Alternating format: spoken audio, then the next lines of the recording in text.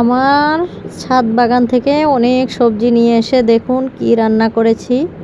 Please পুরো ভিডিওটা দেখবেন। আর আমার ছোটোখাটো ছাদ বাগানে কি কি বাগান তৈরি করেছি সেটাই আজকে আমি আপনাদেরকে দেখাবো।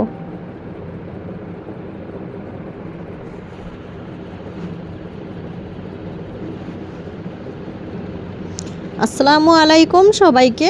সবাই কেমন আছেন? আশা করি ভালো আছেন। আমি আলহামদুলিল্লাহ আপনাদের দোয়ায় ভালো আছি। সকাল সকাল নাস্তা নিয়ে বসে গেলাম। এখানে একটা পরোটা আর আলু ডিম ভাজি, আলু দিয়ে ডিম ভাজি করা হয়েছে।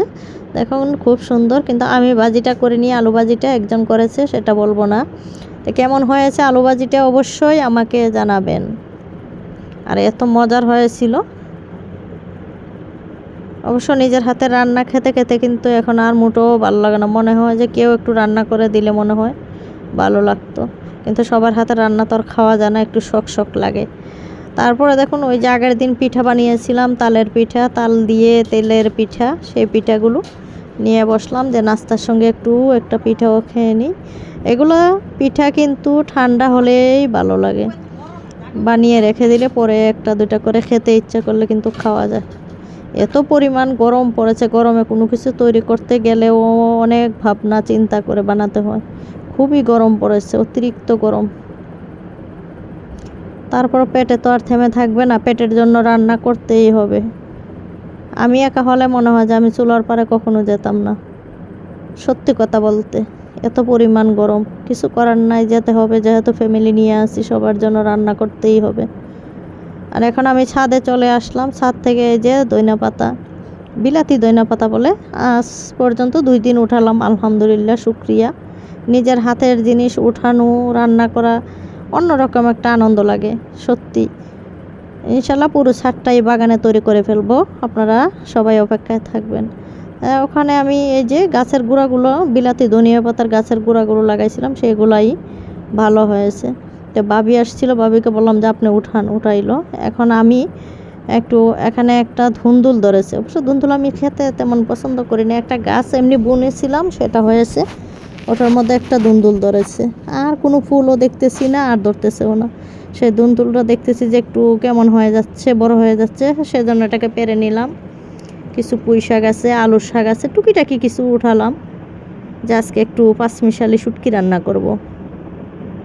তারপর এ পর্যন্ত কিন্তু মেহেদিও 2বার উঠালাম। দেখুন আরও কতগুলো মেহেদি পাতা উঠাইছি, মাশাল্লাহ।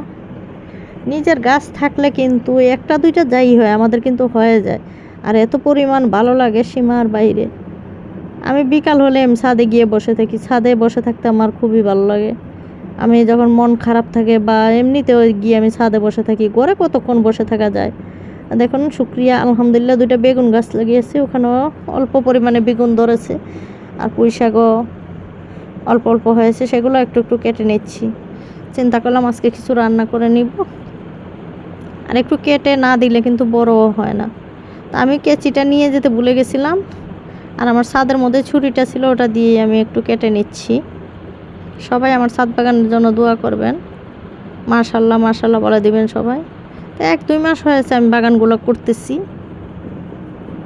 ইনশাল্লাহ সব ধরনের গাছই লাগানো হবে, কারণ আমার এত শখ গাছের প্রতি বলার বাইরে। আমার হাত কিন্তু নাড়তে অসুবিধা হয়, তারপর আমি টুকিটাকি গাছ লাগাচ্ছি।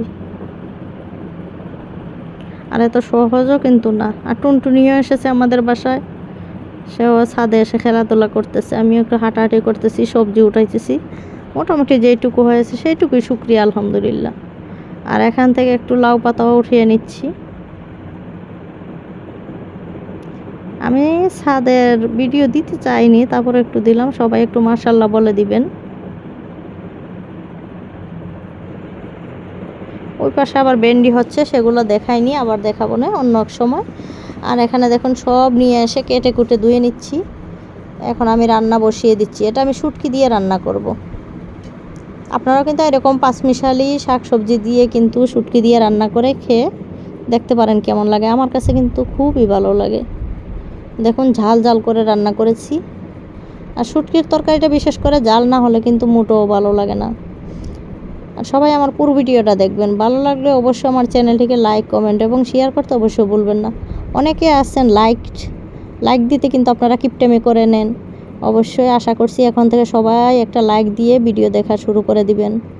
আর আমার কোনো ভুল ত্রুটি হলে অবশ্যই ক্ষমা সুন্দর দৃষ্টিতে দেখবেন। আর এখানে দেখুন ফলগুলা, ওখানে লটকন আর পেয়ারা আছে, সেগুলো এখন নিয়ে আসা হয়েছে। এগুলো সবাই একটু ধুয়ে ভাগ করে খেয়ে নিব। তো সবাই ভালো থাকুন, সুস্থ থাকুন। আল্লাহ হাফেজ, আসসালামু আলাইকুম। সবাই দোয়া করবেন।